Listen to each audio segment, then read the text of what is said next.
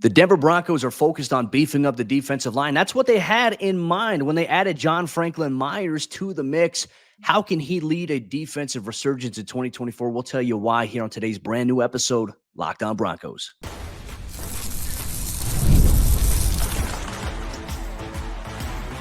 You are Locked On Broncos, your daily Denver Broncos podcast. Part of the Locked On Podcast Network, your team every day. What's up, Broncos Country? Welcome into another episode of Locked On Broncos, your daily Denver Broncos podcast, part of the Locked On Podcast Network, your team every day. Thank you so much once again to all the everydayers out there in Broncos Country for making us your first listen of the day every single day. If you listen to us on Mondays or Tuesdays, make sure you listen to us Mondays, Tuesdays, Wednesdays, Thursdays, Fridays, because we have you covered every single day all year long, free and available everywhere you get your podcasts, or you can also watch us on YouTube. Subscribe or follow so you never miss out on what's going on with your favorite team every single day, all year long. I'm Cody Roark, Broncos reporter for Mile High Sports. I cover the team in person in Dove Valley daily at practice, get to go to the games, and joined alongside, as always, by Sayre Bedinger. He's the site expert over there, predominantlyorange.com, has been a pioneer of Broncos community and conversation for many, many years. Check out his work, predominantlyorange.com. And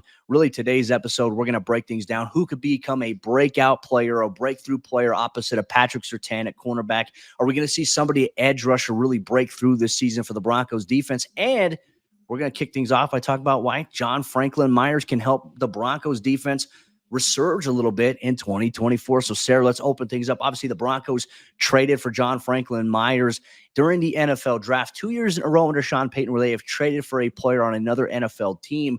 This one was a little bit more interesting because of the fact that, hey, this is a guy who has been a proven impact player on the defensive side. He's been able to generate quarterback hits, generate quarterback pressures, stop the run. A lot of areas in which the Broncos defensive line has needed help. Why is he the guy that can help lead the resurgence defensively this upcoming season? Well, I think getting John Franklin Myers first off was maybe the most underrated move in terms of a trade, at least, that any team made this offseason in the NFL. And I don't say that to just be hyperbolic or anything like that. I mean, you talk about a 2026 sixth-round pick for a player of this caliber. I mean, it was great for the Denver Broncos, and they didn't even have to take on the fullness of his contract, right? I mean, they re-signed him to a new deal worth about $7.5 million per season. So they get an impact player at a reduced price for virtually nothing in a trade. And you and I talked about this all throughout the offseason. Behind quarterback, defensive line was clearly the number one area of need for this Denver Broncos team going into 2024. And I think we've seen the team kind of agree with that, haven't we? I mean, they made this trade. They signed Malcolm Roach among their kind of first wave free agents. They brought in Angelo Blackson. I think that clearly they've made an emphasis on this. And I think every issue that this defense had in 2023 can be traced back to inefficiency or ineffectiveness on the defensive line. And Jonathan Harris was getting his first opportunity as a starter. You're rotating in guys like Mike Purcell and Matt Henningsen. And clearly we've seen the Broncos move on from those guys. I know Henningsen is still on the roster, but John Franklin Myers, Cody, he brings a level of consistency that stood out to Sean Payton when he was asked about this after practice, right? And he said every year consistently, you saw the numbers. And he's like, you couldn't even imagine how close the numbers are because it's almost like a copy and paste every year what you're getting from this guy. And he said that it comes through his power rush, his bull rush. And it's hard for him to show those things on the practice field now, because right now he's obviously learning his alignment and positioning in Vance Joseph's defense. But Peyton says when the pads come on, I think you're going to see, exactly what he does bring to the table. And that consistency is so crucial because it makes the edge guys better, makes the interior defensive linemen around him better. It makes the off-ball linebackers better to have consistent players up front. So I just think the domino effect of bringing this guy in could have one of the biggest impacts on any position group or any side of the ball that the Broncos made this offseason. I'm also very curious to see how maybe some philosophy changes under Jamar Cain. Obviously, he was the pass rush specialist for Denver last year. Marcus Dixon was obviously the defensive line coach. He moved on. What is the philosophy in that room now? Like, how has Jamar Cain really embraced that role? What is he getting? I mean, he's got, in my opinion, he's got a lot of alpha dogs in that room right now, which, look, I think Franklin Myers, a fantastic addition. with what he can do, you can move around certain guys at certain spots, I think, depending on your personnel packages. Like you can at times slide Franklin Myers down maybe inside to play, a 3 tech, or obviously maybe even a 1 tech. And then maybe you can put DJ Jones there. But now this really gives the Broncos Zach Allen, DJ Jones, John Franklin Myers as their projected starting defensive lineup. And then you're rotating in the guys like Malcolm Roach, Angelo Blackson into the mix. Denver, I think, is a little bit beefier on the defensive line, which George Payton, Sean Payton both acknowledged to us. That is something that they viewed as one of their biggest priorities this offseason. I think overall, when they made the first couple of moves they did this offseason, we're like, well, they said that's their biggest priority, but what's the vision? Well, now the vision was John Franklin Myers. The thing I like about him as well, when you look at where he's at, he's been able to play D tackle, been able to play defensive end, but he's also been very durable for the most part. Like you look at him in 2020, like he wasn't really even a starter yet. He started 2 games for them. The next year, 2021, played in 16 games, started all 16 games. 2022, appeared in 17 games, started all 17 games. And then last year, appeared and started in all 17 games as a member of the Jets as well. 3.5 sacks there. We talk about quarterback hits. He had 14. Like overall, he's got 61 career quarterback hits in 4 seasons there. In 4 seasons, hitting the quarterback 61 times. You know what it does when a quarterback's consistently getting hit? We've seen it in Denver. What happens? Quarterbacks tend to get rattled a little bit. They're a little bit more prone to throwing to try to get rid of the football because they're tired of getting hit. If John Franklin Myers can be a consistent force in that regard, factoring in even the edge rushers next to him wherever he's lined up, I'm excited to see what maybe this addition can bring in terms of being able to help the Broncos defense lead a little bit of resurgence in terms of being able to get after the quarterback, stop the run, and even generate more takeaways. Generating takeaways wasn't necessarily an issue for them last year. They just had no consistency in stopping the run or getting after the quarterback enough. I think that they can maybe take a step forward this year. He can be a big part of why we see that. And obviously, in terms of John Franklin Myers, his impact at defensive end will be huge. But can that also lead to the breakthrough of somebody at the edge rusher position? Sayre Bedinger and myself, we're going to tell you why we believe that the Broncos will have a player in that room who breaks out this upcoming season here on today's brand new episode, Locked On Broncos.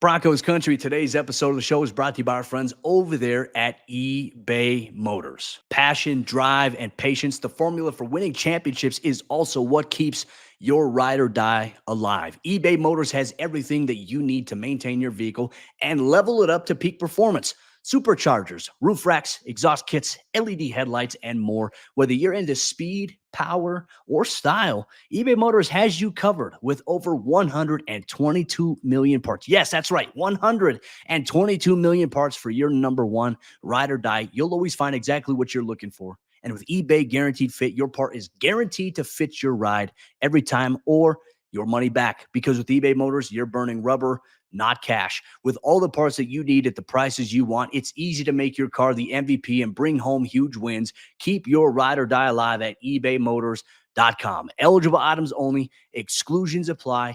eBay Guaranteed Fit, only available to U.S. customers. Once again, keep your ride or die alive at ebaymotors.com.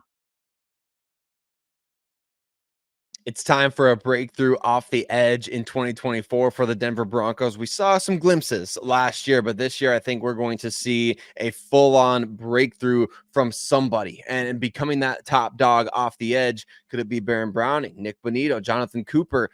Cody and I are going to talk about that on today's episode, Locked On Broncos, but want to say thank you and give a shout out to all of you who make Locked On Broncos your first listen of the day every single day right here on the Locked On Podcast Network, free and available everywhere that you listen to your podcast, as well as you can jump over to the YouTube page and watch the show over there where things are popping these days, Cody. And look, if you're listening to national shows or you're watching national shows, you're not getting that curated in-depth coverage of your favorite teams that you want, check out the Locked On Sports Today channel on YouTube or the Amazon Fire TV app and the Fire TV channels app. Locked On Sports Today, it's here for you 24/7, covering those top stories every day with local experts. You're getting local coverage from the Locked On Sports Network, plus national shows that cover every single league. So find Locked On Sports Today. It's now available in the Fire TV channels app if you want to check it out there.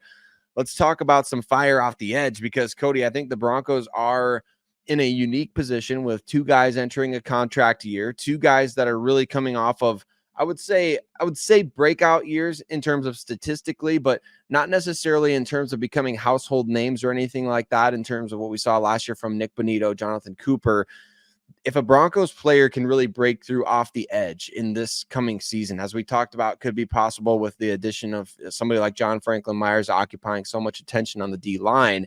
First of all, who do you see that being, and what kind of impact could that be overall for this defense? It's a great question, and really kind of where I'm coming in from this is Denver's moves this offseason. Like, obviously, we saw Drew Sanders tearing his Achilles. They think he's going to be back, obviously, at some point this year.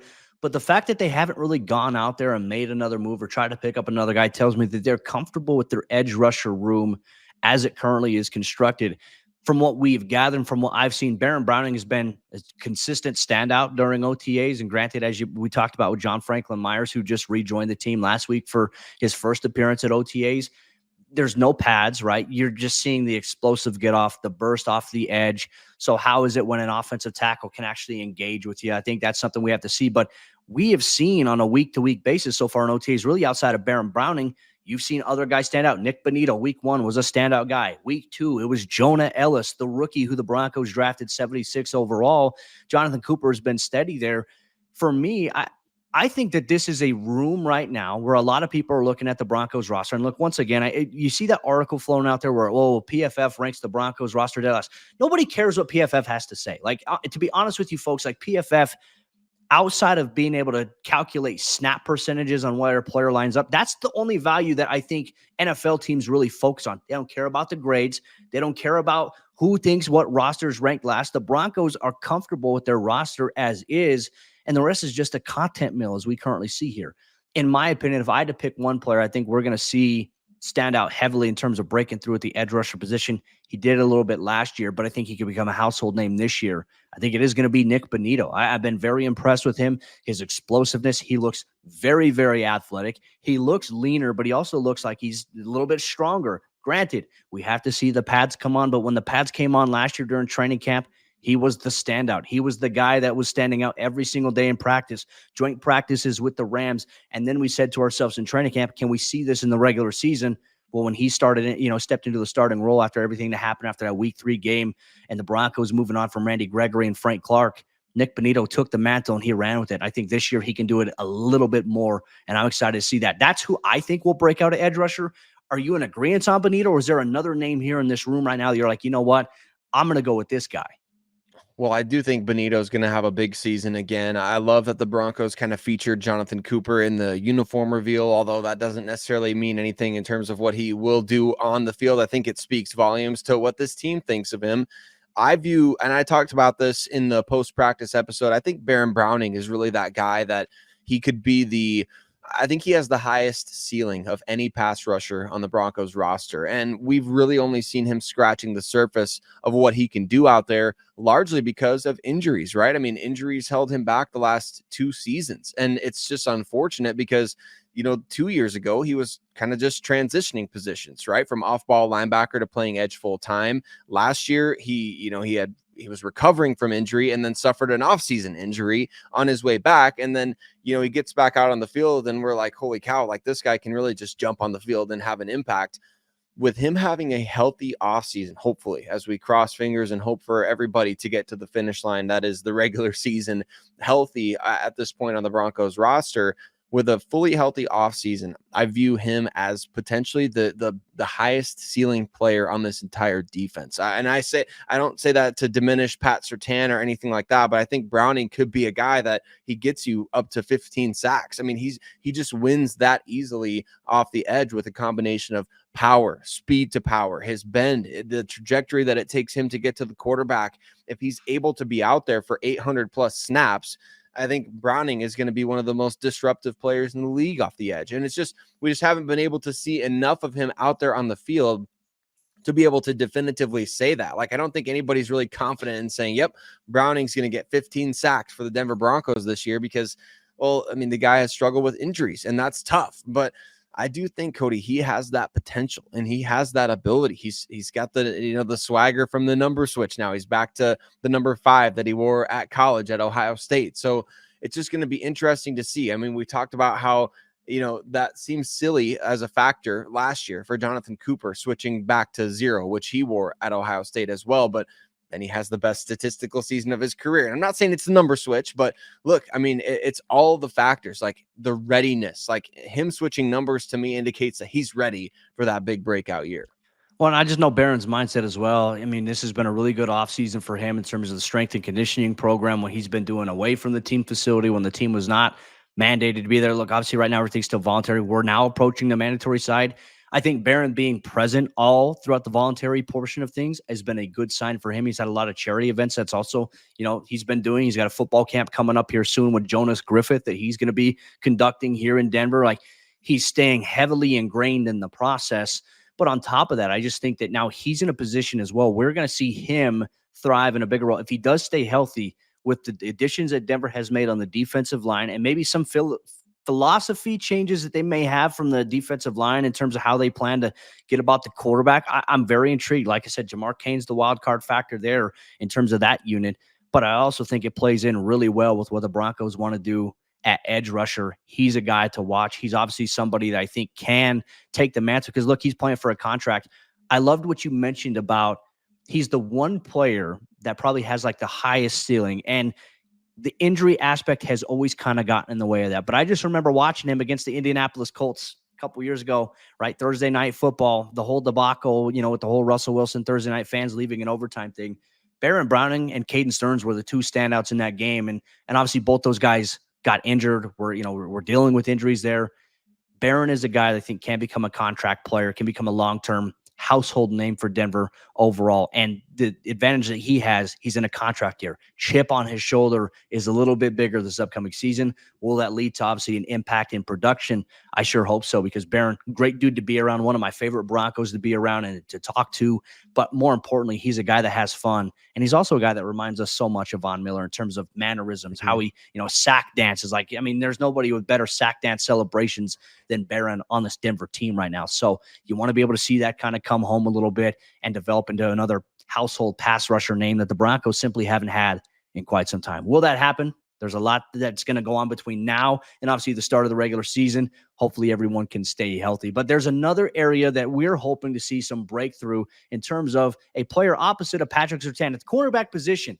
Who is going to step up? Who's going to emerge? There's one guy who's already been a household name so far in OTAs. We'll talk about him and much more on today's brand new episode, Locked On Broncos.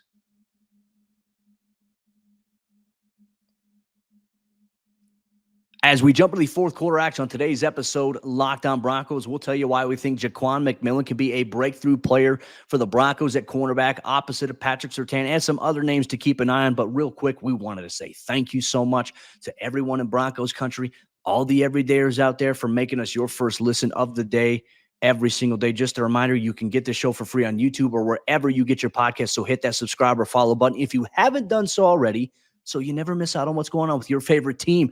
Broncos country, we have you covered every single day with the best objective Broncos coverage that you can get anywhere. You get that here, specifically here. We talked about some breakthrough players on the defensive side of the ball. Obviously, edge rusher was what we previewed in the previous segment here, but who's going to be the breakout player that's going to emerge opposite of Patrick Surtain? Sayre, I mean, I'm going to give my pick here. I think it's going to be Jaquan McMillian from what I've seen in OTA practices, outside of him working in the nickel, but seeing him work on the outside and make plays on the football, just be a consistent guy whose name is being mentioned at practice after practice early on is a promising sign. Mandatory minicamp next week. Will that trend continue? And then training camp when the pads come on, is Jaquan McMillian going to be a consistent namestay there? I think there's a really distinct possibility of that being the case. But I think if you're looking for a breakout player, the guy who's trending upwards right now is J-Mac.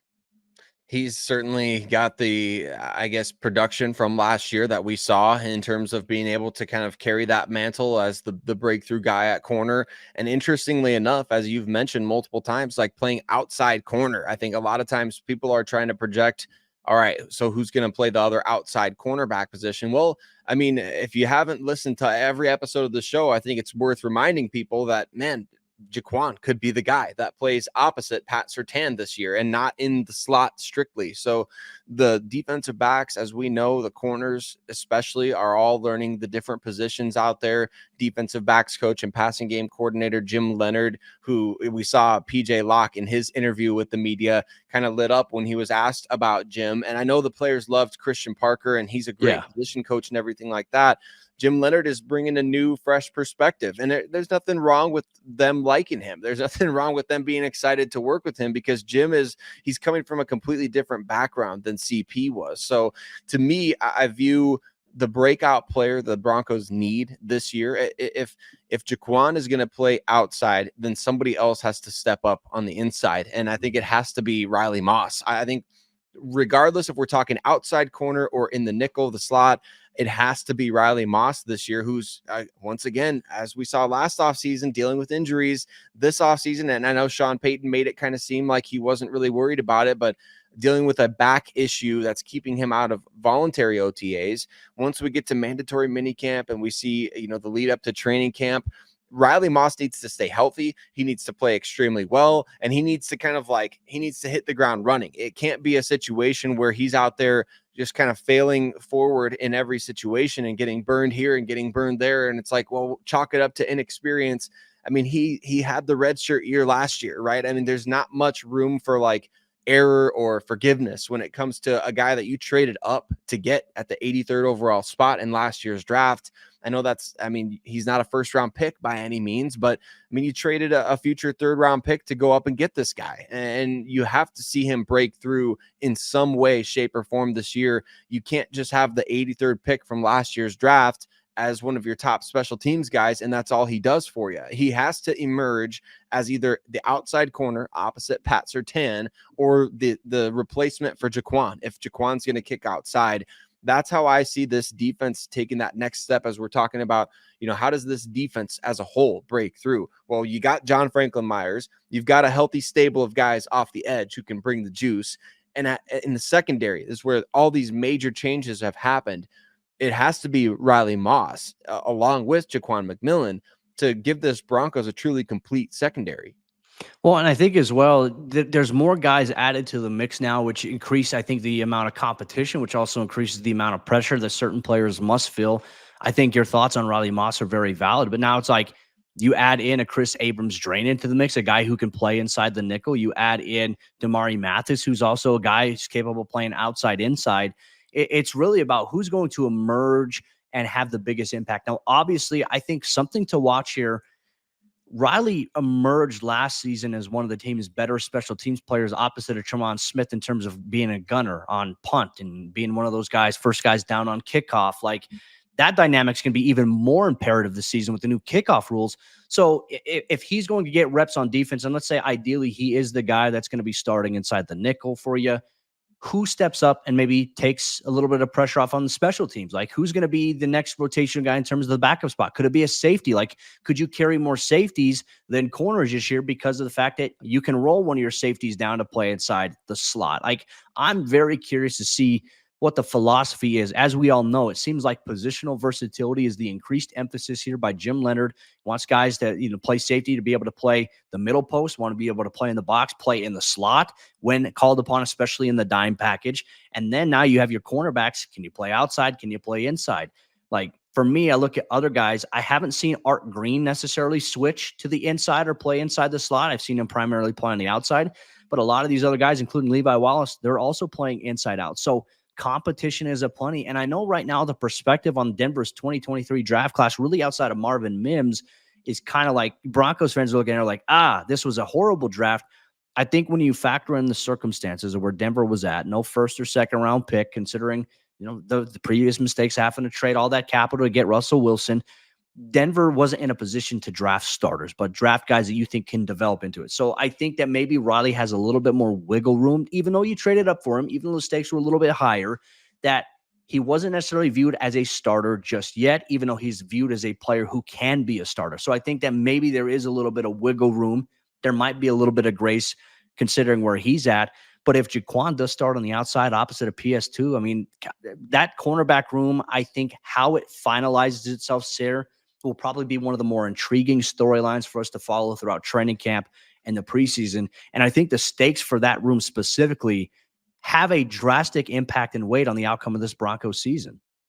They do, because if you expect the defensive front to be better, which I think you and I both do, then the secondary is going to have to take advantage of that, right? They're going to have to take advantage of the ball coming out quicker. They're going to have to read the quarterback's eyes a little bit quicker. They're going to have to make a quicker jump on the football. They're not going to be able to say, well, we had a good pass rush on that play and somehow the ball got to Travis Kelce or somehow the ball got to X, Y, or Z. You just can't be having that kind of stuff. I mean, it needs to be that same mentality that we saw from the no-fly zone. I'm not saying this secondary has to be the no-fly zone, but what I'm saying is that those guys were from all different walks of, quote unquote life when it comes to how they got to the NFL, how they rose to stardom in the NFL, and what made them so great as a unit. They were enforcers. They took pride in not allowing a catch into their coverage. And you have to have that same type of dog mentality at the cornerback and safety position now in today's NFL, especially because you can't really hit guys as much as you used to be able to kind of be that enforcer out there. You certainly can't snatch anybody's chain off without a penalty. So, I mean, it's got to be that same type of mentality as the no-fly zone, where it was like, we take pride in every pass that gets thrown on our defense. We view that as offensive to like, you're throwing the ball on us. Like, so I think that's the mentality that they have to take when they're out there at practice. Like, you want to try to throw the ball at me? Like, that's offensive to me. It's a total mentality thing, I think, in the defensive backfield, Cody, when you see these guys. Like, I think we saw how badly it affected that secondary early on last season to kind of get just dog walked a couple of games in a row. And that kind of thing can spiral if you let it. So you got to have that sort of mentality, I think, from a very early point this offseason. I felt like at this point last year, there were probably a little bit more in terms of questions about the Broncos cornerback position than I feel like there are now. I think that Denver has more options, more potential solutions to some of the questions that we still have remaining about the position. But ultimately, like, who's going to step up? Because, if there's a lot of pressure associated with that. If you're going to be the cornerback opposite of PS2, you're going to get targeted significantly more than anybody else. You're going to have more opportunities to make plays on the football. And that's why I really go back to like Jaquan McMillian, when targeted, when the ball was thrown his way. Like, he was a guy who found himself near the football and he was making plays on the football consistently. When you look at the body of work of other cornerbacks at the position right now, there is nobody that has that type of sample size early on. Jaquan is a guy that does that. And I mean, to be honest with you, Jaquan even had an interception in his first career start on the outside of cornerback. They just didn't count it, which was unbelievable to see in that regard here. But I think there's a lot of excitement, a lot of optimism about the cornerback position. I know we're just going to wait and see until obviously the pads come on, till you get in the preseason, till you start seeing the first couple regular season games. But this is one of the positions I'm the most excited about seeing how it all formulates at the end of the day. And we'll see if it's a better room than it was last year. I think on paper, it does look like it is a better room. Question though, like, will it become that? That's obviously going to be a performance thing that we're going to see, and we're not going to find that out for, a little bit of time here. So Broncos Country will keep you covered, following every practice, every training camp practice, every preseason game, and every regular season game. Locked On Broncos is your place to be. With that said, that'll wrap up today's episode of the show. For all you everydayers out there in Broncos Country, here's exactly what we're going to talk about on Monday's episode show. We're going to set the table for the start of mandatory minicamp. All eyes are waiting on Cortland Sutton to see if he will be there. But if he's not there, who are some other players across the offense and defensive side of the ball that we're the most excited about seeing when mandatory minicamp comes our way? Tuesday, Wednesday, Thursday next week, plus full-on recaps of following those practices. You're going to get that here, Locked On Broncos. We'll see you then.